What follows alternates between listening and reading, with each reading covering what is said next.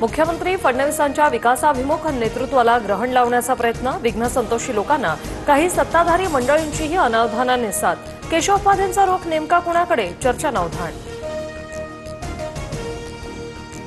संसदेच्या प्रवेशद्वाराजवळ तटकरे अमित शहांना भेटले. तटकरेंनी अमित शहांसोबत नेमका कोणत्या विषयावर संवाद साधला याची चर्चा सुरू.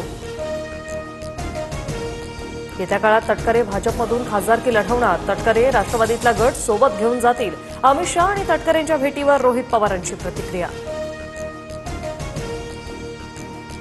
वसई विरार महानगरपालिकेचे आयुक्त अनिल पवारांच्या घरावर ईडीची धाड. अनधिकृत इमारत प्रकरणात अनिल पवारांच्या घरासह 12 ठिकाणी छापेमारी.